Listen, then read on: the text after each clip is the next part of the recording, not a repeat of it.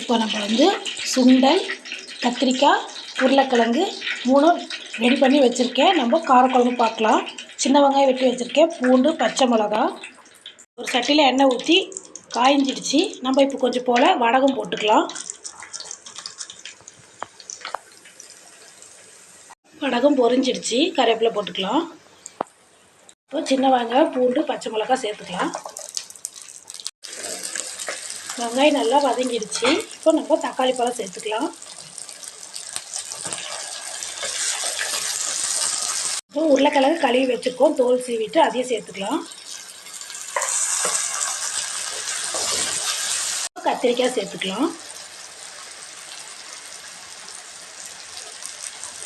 இப்போ நம்ம மூக்கடலையே சேர்த்துக்கலாம். இது மூக்கடலைன்னு சொல்லுவாங்க, கொண்டக்கடலைன்னு சொல்லுவாங்க. அதனால இதில் சேர்த்துக்கலாம். இப்போ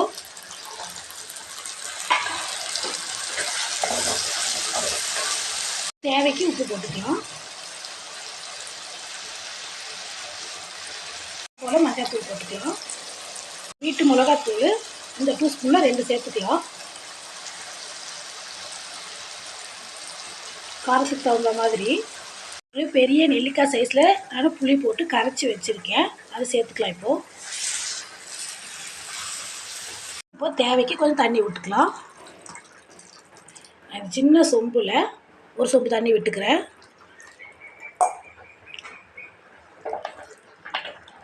குழம்பு நல்லா கொதிக்கிட்டோம். இப்போ நம்ம தட்டு போட்டு மூடிக்கலாம். தட்டு திறந்து பார்க்கலாம். குழம்பு நல்லா திக்காயிடுச்சு. அவ்வளோதான், நம்ம ஸ்டவ் ஆஃப் பண்ணிக்கலாம். மேலே கொத்தமல்லி போட்டுட்டு கத்திரிக்காய், உருளைக்கிழங்கு, மூக்கடலை போட்ட காரக்குழம்பு ரெடி.